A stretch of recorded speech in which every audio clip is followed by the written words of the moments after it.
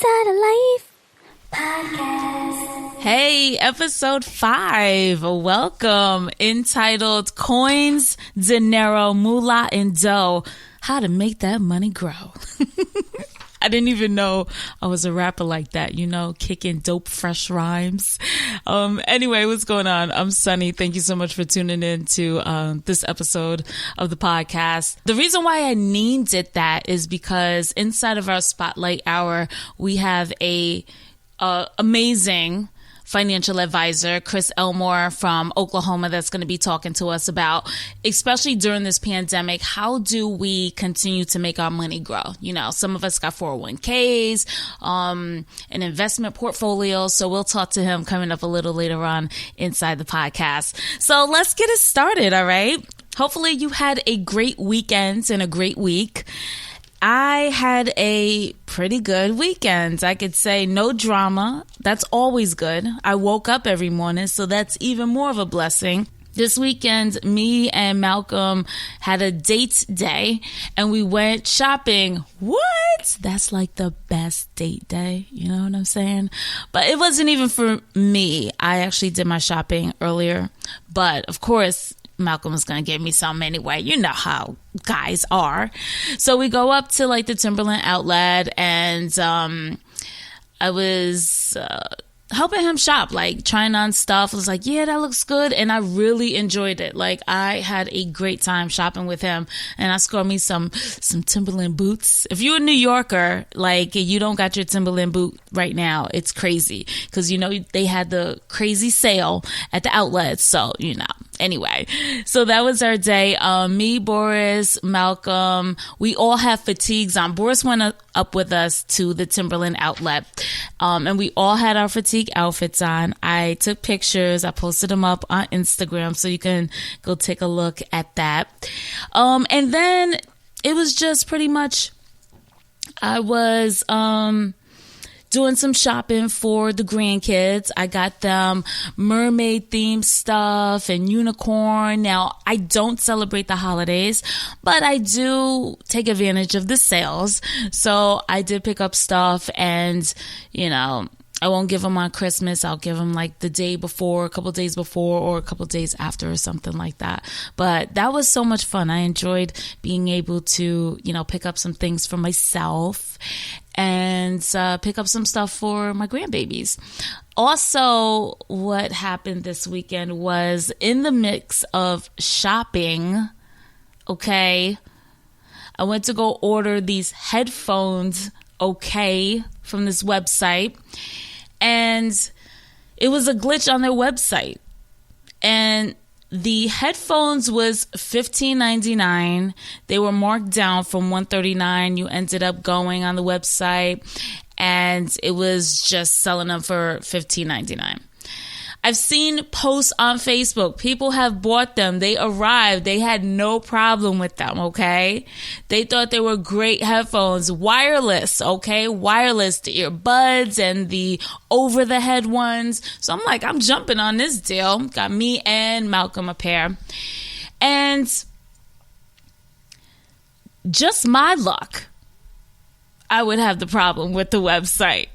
I placed the order. And the website spinning, says, timed out. Your session has timed out. So I'm like, damn, what? Maybe everybody's trying to get these headphones and it's like jamming up the site. You've been through stuff like that before, hopefully, if you've shopped online. And so I tried again and I tried one more time. Actually, I tried 4 times. I tried 4 times. And I was like, you know what? I give up. Forget it. I was erasing the cookies, the history, everything. I was like, okay, this is a scam, then I'm out. So I log off of that website and my alerts hit on my email. And I look and it has 4 transactions for headphones. Like, what? No. Mind you, I bought 2 sets of headphones. Okay. So I'm like, nah. Went to go email the company. They were like 12 hours. I'm like, shit. I look at my bank statement, and it is holding all of that amount. Okay. I nearly had a heart attack. I nearly had a heart attack. I was so nervous. Like, oh my gosh, it's going to put me in overdraft status. I got stuff out right now. Oh my goodness. I was stressing out. So then I called the fraud protection line for my bank, and I'm like, listen,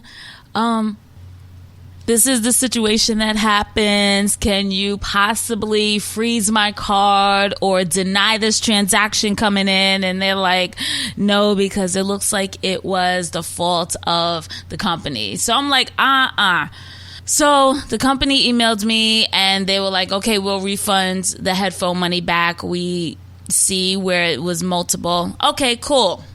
Monday morning, I wake up and I got 9 overdraft fees. Like 9 overdraft fees at $30 a pop, and more coming in, because we'll talk about that in the next segment, like those whole fees and all of that stuff. I nearly exploded, like literally like a firecracker. I was so hot, and I called my bank. I said, listen, we need to talk. Some things happened over the weekends, and I'm not eating all these costs of this overdraft. I was nice, though. I was nice. And the person on the phone was like, well, I can only issue 2 to you. Click. I went right over to my branch, and I walked in. I was really nice. Asked for the supervisor and manager. Wonderful chick, Megan. I believe Megan, over at Capcom. She sat me down. I explained everything to her, and she helped me. She was like, I can only do like 200. I'm like, I'll take that, you know. So then I tried to reach out to the company, and they were like, well, we refunded it. We normally can issue overdraft fees. Well, you know, we can include that. I was like, okay, what do I need to send? So I had to wait for them to respond another 12 hours. Now looking at my account, all my stuff that's coming in is no longer being covered because of all these overdraft fees. So now I'm getting more overdraft fees. I think by the time it was said and done, it was like 12 to 13 $30 overdraft fees. You do the math, okay? You do the math.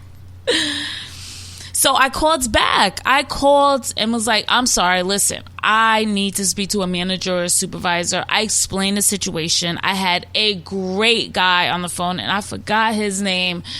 And he reached out to the fraud department, explained what was going on, and they actually worked and took off all of the fees that was associated to what happened. So then I'm happy. I'm content. Now all my stuff, my account is not negative. So I'm happy. Like, thank you. All my money's in there. So then I get an email back from the company, and the company's like, well, we're not in charge of the overdraft fees because we refunded everything back within the 24 hours. And I'm like, and they said it couldn't have posted to your bank. I'm like, it did post to my bank. What information do I need to send you in order to show that I accrued that? Now, at this point, if they offered it, I would have said, listen, thank you so much. My bank handled it. But then they started to get funky. And I'm like, I'm going to get funky right back with you. And so I said, well, what information do I need to submit to show that I did accrue? It did post to my account.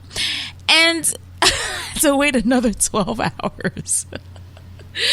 You know what the worst part about it is? Like, you all hyped up, like, yeah, I can't wait for you to respond back. And then you got to wait like half a day. And by that time, the whole day went by, and you're just like, wait, I forgot what energy I had. So now at this point, I am really waiting for another response back, because they were like, I can submit whatever. I wouldn't take the money. I'm going to be honest, because that's double dipping, that's stealing. But I want you to acknowledge this wouldn't have happened if your website wasn't functioning properly. And they tried to blame it on my computer. I'm like, hello, what? Anyway, so we're going to talk about bank fees, overdraft fees, all of that stuff coming up in what's happening, because I found out some information that I definitely want to share. So we're going to get to that here in just a few minutes, less than 60 seconds. We'll be right back to what's happening. What's happening? All right, so I'm going to get to the overdraft fees here in just a minute. But I got to say, big up to Jeff Bezos' wife. Mackenzie Scott gives away $4.2 billion in 4 months to charities. Now, she said her total gifts this year are close to $6 billion. That is amazing. She is the world's 18th richest person. And that's definitely due to a large part of who she was married to. But I like when somebody divorces and they actually are very dedicated to giving back. I mean, she has so much that's only right. You know what I mean? So kudos to her. I'll post this article up on the Facebook page, Sunny Side of Life. Then you can see like all of the organizations that she's donated to, which kudos. Thank you. We're supposed to be, I'm in upstate New York, and we are supposed to be getting a snowstorm. I saw down in Oklahoma over the past weekend, y'all had snow. How y'all get snow before us though? And it was all pretty and wintry and holiday festive. But now it's going to be our turn. So we're supposed to be getting at least 12 to 16 inches of snow here on the East Coast. I talked about Jeff Bezos. Goodwill. Oh my gosh. All right. So we all know that people donate to Goodwill, right? Well, in Mississippi, I didn't know babies was on the list. Somebody dropped off a 2-year-old little boy down at Goodwill in Mississippi, and they caught the couple on camera. They didn't give too many details on why this happened or what. CPS is working with a couple of agencies to get this little boy reunited to family members. They left him with a note. A note. Jesus, what is going on in this world? Oh, gosh. Here's something, too. I saw on the news. So the funding, I know we're sitting by waiting to see what our federal government is going to do in regards to the stimulus to help Americans get through the hard times that we're going through right now. But we also have to look at our communities. And we have to reach out to our senators and Congress via whether it's email or phone calls. This is your civic duty to reach out. Oh, hold up. I got to sneeze. Oh, my goodness. Excuse me.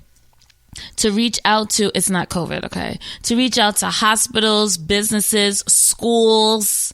Because once this is over, if they cut any more funding for hospitals and schools and our local businesses, we are going to be in so much trouble. Yes, we also want to be able to have some money to help us weather this storm, but we also got to look at, once the storm is weathered, is our community going to be still intact? So reach out to your local senators and your local congressmen in order to let them know they need to make a decision that includes these entities. All right. Another thing I wanted to talk about was Saratoga Paint and Sip Studios.com. They have it where you could do virtual. So you order online, you pick up the kits, and you tune in for a Zoom session that you're doing the paint and sip. Isn't that dope? I thought that was really nice, real creative. You can get the family involved. So if you are a painter, this could be a good, business for you to do, a good venture. If you like to do this, you could reach out to your local paint and sips and see if they're offering anything like this in your area, because this seems fun. I think I might actually end up doing something like this within the next couple weeks. I could definitely see myself. All right, so let's talk about these bank overdraft fees. This bullshit. They have me so stressed out. I'm serious.